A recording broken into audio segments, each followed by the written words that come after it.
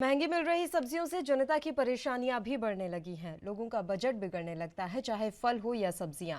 सबके दाम आसमान पर पहुंच गए हैं। ये हाल पूरे दिल्ली एनसीआर में है। बात दिल्ली की करें और दिल्ली से सटे नोएडा की करें तो यहां पर सब्जी और फलों के रेट में सफल स्टोर और फुटकर रेडी विक्रेता की सब्जी के रेट में जमीन आसमान का अंतर देखने को मिल रहा है। साथ ही साथ सब्जी विक्रेता यह बताते हैं कि उनको पीछे से ही सब्जी महंगी मिल रही है। दिल्ली एनसीआर में बने सफल स्टोर्स की अगर बात करें तो यहाँ पर रेट को पूरी तरीके से कंट्रोल में रखा जाता है, फिर भी यहाँ पर सब्जियों और फलों के दाम आसमान छूते दिखाई दे रहे हैं। तो आप अंदाजा लगा सकते हैं कि बाहर रेहड़ी पटरी पर मिल रही सब्जियां कितनी महंगी होंगी।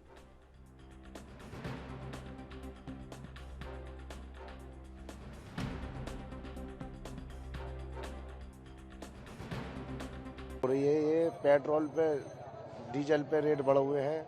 उसका भाड़ा का भी जो किराया पहले 40,000 45,000 का ट्रक का किराया होता था, आज की डेट में 70,000 80,000 होता है। जो 10 रुपये किलो की चीज़ थी वो आज की डेट में 20 25 30 रुपये किलो की हो रही है। गरीब आदमी का तो हाल इतना बुरा कि जो 12,000 की ड्यूटी कर रहा है वो एस्टिमेट शुरू से लेके चलता है। अब गैस का सिलेंडर देख लो आप, 1100 रुपये का हो रहा है। तो इसलिए गरीब आदमी का तो बहुत बुरा हाल है। वो कमा नहीं पा रहा है बिल्कुल भी, खर्चे भी पूरे नहीं हो रहे उसके। तो अब आप हरी शिमला मिर्च ले लो, 30-40 रुपये किलो के रेट होते थे, आज की डेट में 120 रुपये किलो के रेट है। टमाटर ले लो 20 रुपये किलो, ये तो हर सब्जी में डलता, मगर आज की डेट में 50 रुपये किलो का रेट है। गरीब आदमी का बहुत बुरा हाल है। प्याज के रेट 10 15 20 रुपये किलो थे, आज 30 रुपये किलो मंडी के अंदर रेट है। बाहर तो 50 रुपये किलो होगा। तो बताओ गरीब आदमी क्या खाएगा। इस देश में सबसे ज्यादा बुरा हाल जो हो रहा हो गरीबों को। हाँ जी, दिन ब दिन क्या ये अचानक से इतनी महंगाई बढ़ गई। 4-5 महीने पहले जो 10 रुपए की गोभी मिल जाती थी, आज 60 रुपए 70 रुपए। तो मतलब परसेंटेज का तो कोई अंदाजा ही नहीं है। और महंगाई के बाद भी मतलब अब आम आदमी के पास क्या है, सैलरी उतनी है ना, तो और पेट्रोल वगैरह और ये सब कुछ बढ़ रहे हैं, तो हर चीज़ें महंगी हो रही है जी। और बस यही कहना चाहूँगा। जेब पे जी, जेब पे तो ये लगा लो, कमाई पे तो कोई फर्क नहीं है, कमाई तो उतनी हो रही है। और जेब पे काटा लग गया जी 3 गुना ज़्यादा है।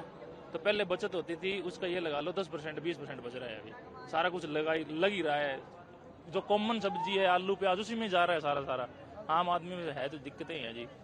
और दिल्ली जैसे शहर में यही हाल है, तो छोटी जगह को तो फिर क्या ही कुछ। कोई भी सब्जी 100 रुपये किलो से कम नहीं है, ठीक है। अभी गाजर मैं हमेशा लेती हूँ, 100 रुपीज केजी है, ठीक है। उसमें चढ़ेंगी 6-7 गाजरें। बाकी कोई भी सब्जी अंदर से ले लो, सब चीजें ही महंगी हैं। पालक हो गई या ये मेथी हो गई, ये आपके शलगम हो, कुछ भी मैं कोई चीज ले ही नहीं सकते। मतलब 500 रुपीज लाई थी, उसमें से ये सामान आया सिर्फ। अब बताओ, तो इससे आपकी जेब पे क्या फर्क पड़ता है? जेब पे बहुत फर्क पड़ता है। हम अगर परचून में खरीदते हैं यही चीज 150 रुपए किलो मिलेगी, यहाँ से आके 100 रुपए किलो लेते हैं, ठीक है। फर्क क्या पड़ना है, मतलब 3 साल में 4 साल में ऐसे लग रहा है कि जैसे चिकन से भी महंगी सब्जी हो चुकी है। क्या खाएगा इंसान। हम तो फिर भी चलो सेटल्ड हैं, थोड़ा बहुत जॉब वॉब करते हैं। जो नॉर्मल लोग हैं उनसे आप पूछो महंगाई का क्या।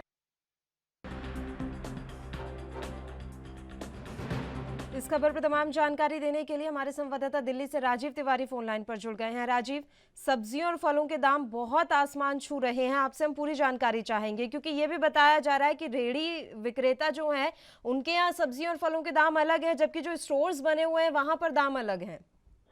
देखिए, बिल्कुल सही कहा आपने। यहाँ पर बात करें जिस तरीके से लगातार सब्जियों की दाम की बात करें, दालों की बात करें, या फिर कहें लगातार तो महंगाई बढ़ रही है, उससे कहीं ना कहीं जनता जो है वो बिल्कुल परेशान है। और जनता की जो सबसे इनकम है वो नहीं बढ़ी है, बल्कि महंगाई बढ़ चुकी है। और सरकार की तरफ से ये कहें, राज्य सरकारों की तरफ से कहें या फिर केंद्र सरकार की तरफ से कहें, जनता को कोई भी राहत नहीं मिल रही है। मगर कहीं ना कहीं जनता की जो नाराजगी है वो कहीं ना कहीं आने वाले चुनाव के अंदर जरूर देखने को मिल सकती है। क्योंकि यहाँ पर जिस तरीके से महंगाई यानी कि सब्जियों के दाम बढ़ चुके हैं, दूध के दाम बढ़ चुके हैं, और रोजमर्रा की जो जिंदगी की जरूरत की जो चीजें हैं वो लगातार महंगी हो रही है। तो उससे कहीं ना कहीं जनता की मुश्किलें जरूर बढ़ रही है। और एक तरफ तो दिवाली का फेस्टिवल चल रहा है, दूसरी तरफ कहीं ना कहीं इस तरीके की जो महंगाई है वो बढ़ रही है। तो जनता को समझ में नहीं आ रहा कि मैनेज कैसे करें, और घर की जो रसोई है या फिर कहें बजट है तो उसको कैसे बरकरार रखें। जी बिल्कुल, आपसे ये भी जानकारी चाहेंगे कि आखिर जो ये अंतर देखने को मिल रहा है सब्जियों और फलों के दामों में अलग अलग जगहों पर, इसकी क्या वजह है? क्या सब्जी विक्रेता भी मनमानी कर रहे हैं?